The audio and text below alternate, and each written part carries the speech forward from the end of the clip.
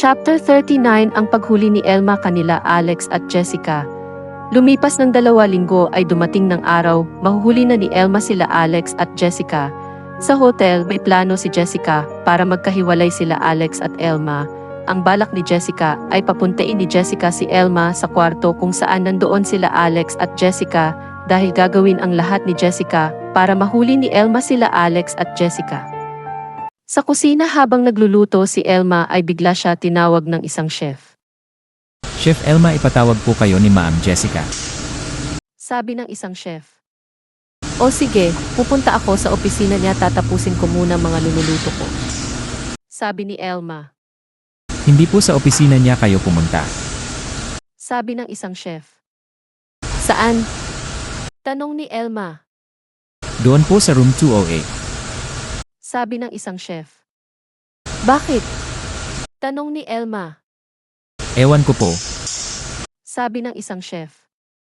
Tapos ng 30 minuto habang naglalakad si Elma papunta sa room 208 ay kinakabahan siya, di niya alam kung bakit. Tapos nasa harapan na siya ng pinto, kakatok sana si Elma sa pinto, kaso nakita niya nakabukas ang pinto, tapos kumatok muna at tinulak ang pinto, tapos nakita niya mga kalat ng mga damit sa sahig. Ang iisip ni Elma ay may bisita si Jessica at baka nakakaistorbo siya sa kanila. Lalabas sana si Elma, kaso narinig niya ang boses nila Alex at Jessica nang parang nag-uungol mga nito. I love you, Alex. Paungol sabi ni Jessica. I love you too.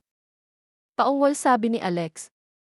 Nang marinig yon ni Elma ay mas lalo pa siya kinakabahan, narinig niya ang boses ni Alex tapos lumapit siya. Habang lumalapit siya sa mismo kama ay iniisip niya sana iba lalaki at di si Alex, pero paglapit niya ay nakita niya kaharap nakapatong si Jessica kay Alex at habang si Alex ay hinalikan niya ang liig ni Jessica, parang gumuho ang mundo ni Elma sa nakita at umiiyak na siya. Wala hiya kayo. Umiiyak at galit sabi ni Elma. Nagulat sila Alex at Jessica, tapos agad tinulak ni Alex si Jessica at tumayo si Alex sa kama at linapitan niya si Elma. Elma, let me explain. Sabi ni Alex. Bigla lumabas si Elma sa kwarto at umiiyak habang si Alex ay nagmamadali na bibihis, habang si Jessica ay natutuwa sa nangyari, mukhang tagumpay siya sa plano niya. Tapos 1 oras sa kondo habang umiiyak si Elma dahil sa sobra sakit na ramdaman niya dahil di niya akalain magagawa ni Alex ang lokohin siya. Tapos bigla dumating si Alex, tapos lumapit si Alex kay Elma. Elma, let me explain. Sabi ni Alex. Sinampal ni Elma si Alex at hinahampas niya nito sa dibdib. Explain? Alex, kailan? Kailan mo pa ako niloloko? Noon bago pa ako umalis o nasa Amerika na ako o noon umuwi na ako dito? Sabihin mo kailan? Umiiyak at galit sabi ni Elma. Sabay hinahampas niya si Alex sa dibdib nito, kasabay yon ang pag-iyak ni Elma malakas at habang si Alex ay medyo umiiyak na rin dahil puro pagsisisi ang nararamdaman niya sa oras yon. I'm sorry, love. Umiiyak sabi ni Alex. Wag mo ako tawagin love, yun tanong ko sagutin mo. Umiiyak at galit sabi ni Elma. Oo, aamin ko. Nung bago ka palang umalis ay nag one night stand kami, pero mga lasing lang kami nung sinubukan ko naman iwasan siya. Kaso minsan ng ilang araw nang hindi ka tumawag ay akala ko nakalimutan mo na ako kaya. Umiiyak sabi ni Alex. Kaya ka nakikipaglandian sa kanya. Alex, nagtatrabaho ako kaya di ako makatawag sa'yo noon at hindi yun sapat dahilan para ng babae ka. Umiiyak at galit sabi ni Elma. Niyakap ni Alex si Elma, habang si Elma ay umiiyak sobra na sobra. Elma, I'm sorry, natukso lang ako. Ikaw talaga mahal ko, hihiwalayan ko na si Jessica, ikaw pipiliin ko, lalo na makakababy na tayo. Umiiyak sabi ni Alex. Bitawan mo ako, kung mahal mo ako ay hindi ka natutukso sa iba babae. Sana isipin mo muna naramdaman ko, bago ka pa mambabae, mas inuna mo yun ulo mo sa baba kesa sa naramdaman ko. Uwi muna ako sa amin, di ko pa kaya patawarin ka.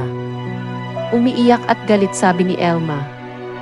Umalis si Elma sa kondo at habang si Alex puro pagsisisi naramdaman, tapos 1 oras ay pumunta si Elma sa bahay ni Aera para ikwento niya kanila Aira at Jane tungkol sa pambabae ni Alex. Sa bahay ni Aira, habang umiiyak si Elma ay hihimas ni Jane ang likod ni Elma habang si Aira naglalakad na nabalik-balik. Ayan ba sinasabi ko? Nang babae na si Alex, napakagago niya para ng babae. Galit sabi ni Aira. Ano ba nangyari at saka paano mo nalaman may babae si Alex? Tanong ni Jane kay Elma. Nahuli ko siya sa hotel pinagtatrabahuhan ko. Yun babae niya yun boss ko, turing ko pa bilang kaibigan yun pala ahas. Umiiyak sabi ni Elma. Teka, kailan pa sila? Tanong ni Jane kay Elma. Nasa Amerika pa ako. Umiiyak sabi ni Elma. Bigla naalala ni Jane sa bar kung saan nakita niya si Alex may kasayaw ng iba babae. Sinasabi ko nga ba? Tama yun, nakita ko noon sa bar. Sabi ni Jane. Tahan na, bes, masama sa'yo umiiyak. Sabi ni Aira.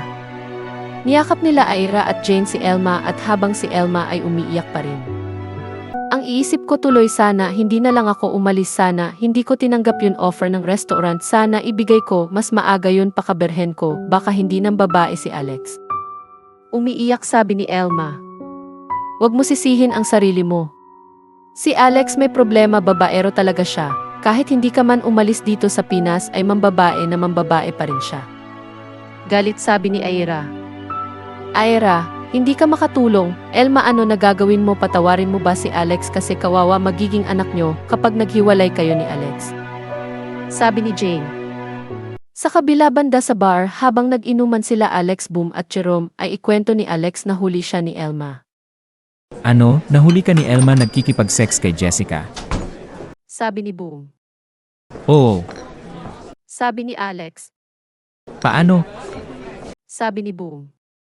Bigla pumasok si Elma sa kwarto kung saan nasisex kami ni Jessica. Sabi ni Alex. Ano na gagawin mo ngayon at saka sino ang piliin mo sa dalawa? Sabi ni Jerome. Ewan ko, mahal ko sila pareho. Sa totoo lang nalilito na ako. Sabi ni Alex. Alam mo pare, kung ako sa'yo piliin mo yon, mas mahal mo talaga. Kung si Elma talaga mas mahal mo, edi siya na lang piliin mo. At kung si Jessica mas mahal mo, sana wag mo pagsisisihan kung siya ang pipiliin mo. Payo ni Jerome kay Alex. Tama si Jerome. Sabi ni Boom. Uminom si Alex ng beer at naisip. Sino pipiliin ni Alex, si Elma o si Jessica? Abangan ang susunod kabanata. Huwag niyo malimutan mag-like at mag-subscribe na sa channel ito, and thanks for watching.